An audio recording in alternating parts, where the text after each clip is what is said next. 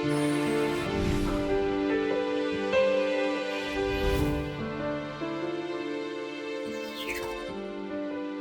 دي بقى مش هقابل أقدم عامل ولا أقدم عاملة، هقابل أقدم 2 في المصنع، انتصار وهدى.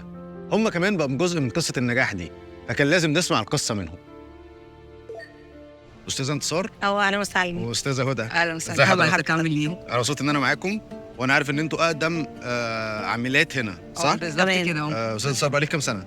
بصي يعني أنا كده حوالي داخلة في أنا من 93 تمام، يعني كده داخلين في 30 سنة. ما شاء الله. خلاص يعني الحمد مش هقول لك لله. بدأت عندك كام سنة بقى عشان واضح إن أنت بدأت أنا من خلصت الصفر. والله، يعني خلصت الدراسة لحد معين وبعد كده اشتغلت ما على شاء الله، بقالك 30 سنة. أو. أستاذة هدى نفس الحكايه برضو، ما شاء اشتغلنا الله. مع بعض 30 سنه. بقالكم 30 سنة. 30 سنه مع مهندس سعيد احمد. ناشئين ما من شاء الله. 93. يعني انتوا من البدايه خالص، من من البداية ايام خالص. من وقت سموحه يمكن. بالظبط كده. صح، من أول ما كنا مصنع صغير. حلو قوي. أو. طب ايه اللي اختلف من زمان من 30 سنه لحد دلوقتي في الصناعه؟ طبعا اختلف الأول إن الشغل كان مصنع صغير، حلو. بعد كده بدأنا إن إحنا نكبر لحد ما الحمد لله وصلنا لكده إن إحنا بقى عندنا نسيج وعندنا كل حاجة من بداية النسيج لحد الصندوق، بقينا نعمل كل حاجة.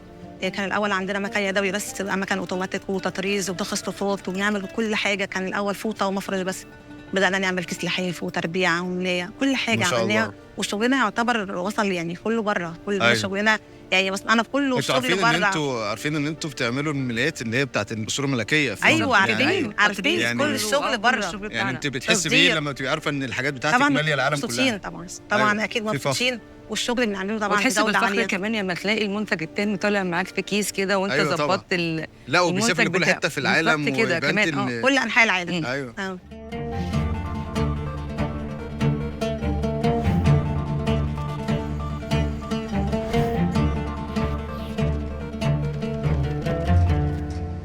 باشمهندس شريف، ازي حضرتك؟ اهلا بيك، ازي حضرتك؟ الحمد لله كله تمام. الحمد لله. كنت عايز اسال حضرتك على اول كونتينر كان امتى وفين، واخر كونتينر كان امتى وفين؟ اول كونتينر كان 18/5 سنه 91، كان طالع لانجلترا، وده كان يوم عيد مهندس سعيد، أيوة. الشيرمان بتاع الشركه، صح. صاحب الشركه. أيوة. واخر كونتينر بيطلع حاليا لفرنسا دلوقتي. طيب انتوا بتصدروا لكام بلد، وايه اهم البلاد دي؟ اللي انا اقول لك عدد البلاد اللي مش بتصدر لها يبقى اسهل. أيوة. يعني خلينا نتفق على ما شاء قاعده، الله. احنا اي بلد بالتارجت كواليتي معينه هتلاقينا احنا من التاني كواليتي بتاعتنا، فاحنا كل البلاد اللي بتهتم بالجوده لازم نكون مصدر ليها. ما شاء الله. يعني احنا ميلي اوروبا تقريبا كلها، وعندك امريكا مع الدول المهمه في الخليج اللي بتهتم بالجوده، بالكواليتي. السعوديه، الامارات، وفتحنا دلوقتي في اسواق افريقيا من خلال كينيا، سنغال، موريشيوس، وجاري حاليا اللي هنطلع لجنوب افريقيا. ما شاء الله. في اوروبا هتلاقي عندك انجلترا طبعا، عندك فرنسا، ايطاليا، اسبانيا، هولندا، ايرلندا. طبعا كلمه القطن المصري او ايجيبشن كوتون دي العالم كله اكيد بيقف طبعا قدامها. طبعا ليها صدى سحري من زمان،